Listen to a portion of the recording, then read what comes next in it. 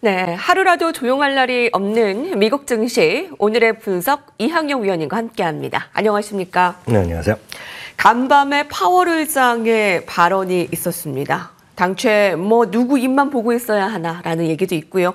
시장 달래기나 파월 풋은 없었던 것 같은데요. 네, 맞습니다. 엔비디아 충격도 있는 차에 또 파월 의장의 시카고 경제 클럽이죠. 거기서 연설하고 일문일답을 하는데 핵심이 이겁니다. 기존의 입장이 또 한 번 반복됐죠. 시장에서의 판단 이런 것들은 좀 더 시간이 걸린다 하면서 조금 더 시간 여유를 갖고 금리 인하 결정을 하겠다. 그래서 지금 당장 할 수가 없다라는 그런 입장을 했고요. 또 하나 결정적인 것은 트럼프 대통령과의 대립값을 다시 한번 확실히 밝혔는데요. 아시다시피 트럼프 대통령은 파월이 잘하긴 잘하는데 매번 시기를 늦춘다. 느려 터졌다 맨날 이러면서 비판하고 그만둬야 된다. 해고해야 되고 지금 일부에서는 뭔가 해고할 방법을 찾는 그런 느낌도 찾는 거 아마 뉴스 보신 분 계실 텐데요. 제롬 파월도 가만히 있을 수 없죠. 그래서 하는 얘기가 결론적으로 보면 트럼프 대통령의 관세 정책은 워낙 자기네가 생각했던 전체 경제 방향과 벗어나도 너무 벗어나 있다 얘기하니까 지금 양쪽에서요 엄청나게 제가 봤을 땐 갈등 국면이 더 확산되고 있다. 이런 것들도 시장에서 오늘 좀 부담 요인을 작용했다. 저는 이렇게 이해하고 싶네요. 오늘 이 두 가지의 강력한 악재, 파월 의장의 발언과 빅테크, 반도체주의 약세들을 좀 더 차근차근 살펴보도록 하겠습니다. 먼저 오늘 인사이트, 연말까지 좀 조정이 필요할까요? 오늘의 주제 살펴보시죠. S&P 500 연말까지 상승 목표는 플러스 10%. 아니 이건 어디서 나온 건가요? 이 플러스가 가능은 한 건가? 이 불안한 모습에서 연간 목표 지수 IB들이 계속 좀 조정하고 있는데요. 네, 연초에만 하더라도 시장이 상당히 좋았지 않습니까? 이렇게 기억하시겠지만 2월 19일 날이 S&P 500의 최고가였고요. 그 당시 연초 기준으로 보면 올해 연말까지 S&P 목표 지수 평균이 한 6,500 정도 나왔는데요. 2월 19일 고점 이후 최근 들어서 빠른 속도로 목표 주가를 내리고 있습니다. 화면에서 보다시피 목표 주가를 최소한 여러 군데 정도가 내렸다라고 지금 집계가 되고 있는데요. 예측했던 기존의 어떤 전망 그런 것들의 어떤 베이스가 되는 것이 완전히 지금 무너지고 있다라고 보셔야 되겠죠. 가장 큰 것은 역시 주당 이익의 문제가 되겠는데요. 현재는 평균 지수 오늘 저 그림을 다 평균을 내면 한 6,020 정도가 지금 평균 목표 지수가 나오고요. 굳이 또 중간값을 따지면 5,950 정도 나옵니다. 그러면 월요일 마감 지수 기준 대보면 한 10% 정도 여전히 상승력이 있다고 보고 있겠고요.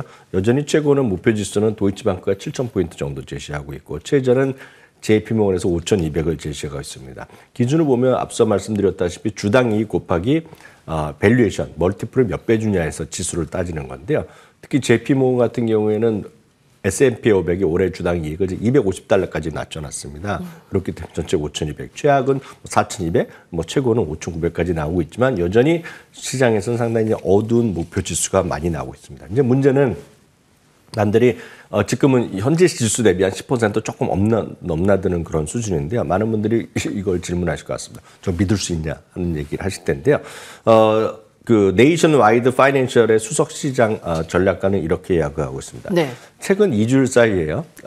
말씀드렸다시피 컨센서스가 10에서 11% 정도 내려왔거든요. 이것은 매우 이례적인 일입니다. 그래서 왜 이렇게 매우 이례적인 일이냐면 가장 중요한 변수, 주당 이익의 전망치가 상당히 의미 없을 정도로 상당히 구름에 쌓여 있다라는 표현을 하고 있습니다. 말씀드렸다시피 270을 넘나들던 주당 이익이 오늘 현재 정확하게 보면 이 평균은 262달러 정도로 떨어져 있고요. JP모건은 250달러까지 낮춰져 있는데 이 모든 것은 관세 때문에 기업들 스스로가 가이던스를 내리거나 가이던스를 없애거나 가이던스를 극단으로 얘기를 하고 있습니다. 어제도 말씀드렸다시피 유나이티드 항공이 그런 식으로 발표했는데요. 그러다 보니 주당 이익에 대한 근거가 약해지다 보니까 지금 멀티플에 대한 것도 낮아진 상태에서 목표 지수를 낮추기가 쉽지 않습니다. 그럼에도 불구하고 시장에서의 어떤 특정한 계기, 특정 계기라는 것은 지금 너무나 명확하죠. 트럼프 대통령이 물러나거나 아니면 다른 국가 모두 합의해서 뭔가 이 관세 전쟁이 끝나는 어떤 모멘텀을 보이면 바로 살아날 수도 있는 그런 분위기라고 보셔야 되겠죠. 네. 그렇지만 실제로 그런 것을 우리가 함부로 판단하기가 쉽지 않기 때문에 시장에서의 적극적인 대응은 쉽지 않다라고 보셔야 되겠는데요. 다만 장기적으로 봤을 때 보면 시장에 대해서 너무 어둡거나 너무 걱정할 필요는 없습니다. 늘 말씀드리지만 미국 주식도 마찬가지지만 절대로 직선으로 올라가는 법은 없고 마디마디 큰 조정이 있었고 언제라도 팔아야 될 이유는 넘쳐났던 것이 140년, 150년들의 미국 역사였다는 그래프는 제가 자주 보여드렸었는데요. 네. 최근에 이제 아시다시피 18.9%까지 떨어졌습니다. 고점 대비요. 지금도 오늘도 보면 15.6% 정도가 연초 고점 대비 떨어져 있는데 딱 이럴 때입니다. 지금 같은 시장. 과거 15% 이상 하락했을 때 S&P에 투자했을 경우에 주가가 어떻게 됐냐는 겁니다. 물론 과거 통계인데요. 이건 1950년 이후의 평균이 되겠는데요. 첫 번째 그림부터 세 번째 바그래프가 있지 않습니까? 1년 후, 3년 후, 5년 후, 10년 후가 되겠고요. 위에 나오는 빨간 숫자는 확률입니다. 플러스가 날 확률이 되겠는데요. 하나하나 보면은요. 1년 후, 3년 후, 5년 후, 10년 후의 수익률은 평균적으로 15%, 40%, 66%, 189%였고요. 상승 확률은 1년 후의 상승 확률, 지금보다 올라갔을 확률이 83%, 5년 후에는 100%가 나왔거든요. 그래서 기본적으로 보면 시장에서 너무 걱정하기보다는 늘 말씀드리지만 꾸준하게 적립식으로 분할 매수하는 것이 미국 주식으로 돌보는 가장 높은 확률이 되겠고요. 늘 어저께도 말씀드렸고 그저께도 말씀드렸는데 저점을 예측해서 있는 돈 없는 돈 다 들어가서 마지막 베팅하는 그런 분들이 꽤 있지 않습니까? 저는 이렇게 여태까지 업계에 있으면서 돈이 있다는 사람 별로 본 적이 없어요. 항상 돈이 없는데 어디서 나서 그냥 마지막 돈을 쐈다. 예. 그리고 마지막으로 3배짜리, 2배짜리. 특히 미국 주시장을 하시다 보면 처음에는 이런 게 있는지도 모르지만 나중에는 어떤 경우에도 2배짜리, 3배짜리 많이 듣습니다. 많은 분들이.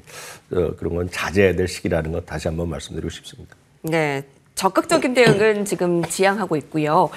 저희가 이제 계속 의견들을 내놓고 있는데 오늘 반도체주를 또 살펴보지 않을 수가 없습니다. 오늘의 첫 번째 헤드라인 살펴보시죠. 밸런스입니다. 수출길 막힌 엔비디아 미중 최대 협상 카드가 되고 있습니다. 5천억 달러의 미국 투자에도 무역 전쟁 앞에서 역부족입니다.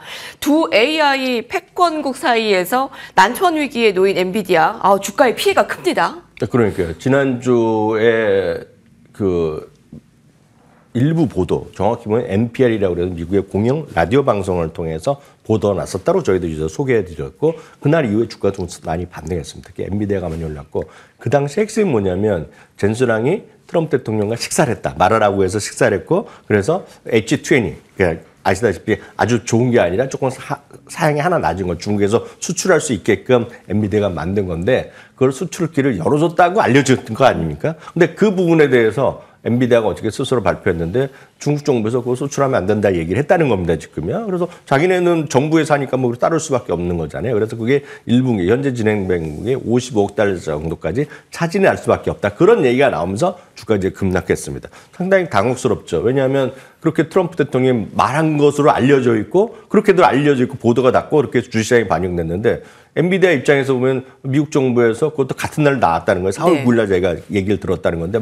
마침 그 뉴스가 난 게 4월 9일이거든요. 그러니까 누구 말을 믿을 수 없는데 지금 믿을 수 없는 입장에서 여하튼 보도는 났고 그러다 보니 주식시장은 크게 떨어질 수밖에 없었고요. 거기다 보니 AMD도 관련된 거가 9억 달러 정도가 또 피해가 있다 그래갖고 AMD도 오늘 주가도 7%, 9% 확 떨어진 거 아니에요. 그래서 같이 다 떨어졌다고 보셔야 되겠습니다. 그럼 이런 상황에서 월가의 시각은 어떠냐? 월가의 입장에서 보면 여전히 엔비디아가 탑 하장 최고 회사는 틀림없지만 그 정도 숫자가 모자르다 보면 그 정도 영향이 있을 수밖에 없기 때문에 최소한 5군데 정도가 목표 주가를 내리거나 여전히 긍정적으로 봤지만 상당히 좀 조금씩 매출 전망을 내렸다라고 보셔야 되겠습니다. 뱅크 오브 아메리카는 목표 주가를 200달러에서 160달러 한결같이 매수 기간 유지하고 있습니다. 파이퍼 샌들러는 175에서 150달러 내렸고요. 레이먼 제임스는 170에서 150달러 내렸습니다. 모건 스탠리와 TD는 목표 주가를 내리지 않았지만 매출 전망을 하향했다는 정도 이해하시면 좋겠습니다. 네, 엔비디아 아이비들이 좀 눈높이를 좀 낮추고 있는 부분들이 확인되고 있고요. 엔비디아 입장에서는 굉장히 좀 당혹스러울 텐데 주가가 좀 급락으로 일단 직격탄을 맞고 있으니 우리는 좀 대응의 좀 전략으로 함께해야 될 것 같습니다. 자, 다음 헤드라인 살펴보시죠. CNBC입니다. 앞으로도 관세 때문에 많이 속을 것. 이거 모건 스탠리가 얘기한 건데요. 네. 투자자들 관세 뉴스의 경계를 늦추지 말아야 한다. 앞으로도 몇 번이고 속을 각오를 해야 한다. 예, 굉장히 뼈 있는 말을 했는데요. 네, 이게 이제 우리나라 한국 주식만 하셨던 분과 이제 미국 주식을 새롭게 하시는 분은 상당히 당혹스러운 부분이 되겠습니다. 우리나라는 어떻게 됐건 간에 정부에서 얘기하는 거를 이렇게 드러내서 증권사나 아니면 뭐 우리 입장에서 보면 한국은행 총재 아닙니까? 제롬 파월이 한국으로 보면 한국은행 총재인데요. 이런 분들이 감히 지금 정부에서 하는 일에 대해서 반박하거나 이렇게 얘기할 수 없죠. 또 최고의 권력자에게 얘기하는 걸 얘기할 수 없는 것이 뭐 당연한 우리나라는 상식으로 여겨집니다. 심지어는 우리나라에서 큰 기업들에 대해서 투자 의견도 중립이나 매도 의견 이렇게 생각도 못하는 나라인데 미국은 이게 자유스러운데요. 모건 스탠리가 이제 우리나라 보면 직격탄을 날렸다고 할까요? 앞으로도 우리 투자자들한테 바로 쓴 얘기입니다. 투자자들한테 앞으로도 관세 때문에 앞으로 속을 일이 많을 거다 얘기하는 겁니다. 그것은 그만큼 정책에 지금 확실한 어떤 뚜렷한 라인, 어떤 계획이 있는 것도 아니고 항상 이랬다 저랬다가 나오고 있는 것이 바로 엔비디아도 그런 일이다라고 이해하시면 좋겠고요. 그동안 애플도 얼마나 그런 얘기가 많았고 앞으로도 그런 일이 많이 벌어질 거 언제까지?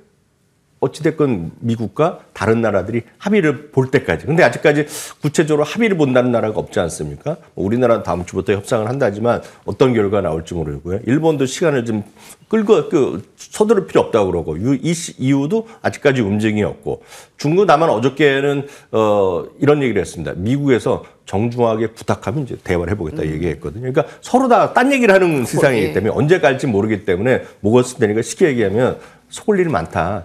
그러면 그건 뭐겠습니까? 함부로 지금 적극적으로 대응하지 말라. 예. 저희의 일반적인 시각과 같은 얘기를 똑같은 얘기를 약간 모건 스탠리는 영어를 했을 뿐이다. 이렇게 이해하시면 되겠습니다. 직격탄을 날린 모건 스탠리의 의견 들어봤고요. 마지막 헤드라인입니다. 마켓워치입니다. 관세를 피해보자 퀄러티 주식. 저 투매가 나올 때는 무자비하게 빠지기도 하지만 관세 전쟁이 이렇게 장기화된다면 피해가는 종목들 하나씩 여러분들 좀 가지고 가시나요? 저희가 좀 자주 좀 스터디를 같이 하고 있는데요. 네, 이건 일반적으로 똑같습니다. 어제 오늘 다 떨어졌지만 결국은 시장이 떨어질 때 무차별 떨어질 때면 같이 떨어지는 거지만 결국 반등할 때 좀 조금 여유가 생기면은 먼저 좀 회복하는 것들이 있거든요. 그런 것 때문에 여러 증권사의 얘기를 제가 말씀드리고 있는데요. 오늘 골드만삭스가 구체적으로 퀄러티 주식을 제시하면서 몇 가지 기준을 했습니다. 여러분들 스스로 이런 거 다 검색해 보실 수 있는데요. 에비타 대비 부채비율이 1.5배 이하라는 거, 그리고 순현금흐름의 마진이 최근 작년 대비 앞으로 2, 3년 동안 오히려 더 좋아지는 거, 최소한 1%포인트 이상 좋아지는 거, 그리고 안정적인 현금에 대한 안정적인 투자에 대한 현금의 수익률이 안정적으로 계속 유지되고 있는 것들, 그리고 매수 등급 이상의 투자율을 갖고 있는 걸 했더니 한 5종목, 6종목이 여기에 뽑히다는 겁니다. 대부분 잘 아실 만한 것들이기 때문에 보이드는 애플도 여기에 좀 자기네들을 보기에는 관세 전쟁에서 결국 빛날 수 있다라는 얘기를 하고 있겠고요. 머크는 제약사가 되겠고요. 어도비도 대표적인 소프트웨어 기업이죠. 그리고 세일즈포스도 마찬가지가 되겠고요. 최근 들어 도어대시를 자주 말씀드리고 있는데 우버도 마찬가지죠. 우버가 여러분들 예를 들어 공유하는 택시를 타는데 이게 수출을 관세랑 아무 상관이 없지 않습니까? 그래서 그런 것들이 퀄리티 기업이다라고 선정돼 있다라고 참고하시면 좋겠습니다. 이한경 위원님과 함께했습니다. 감사합니다.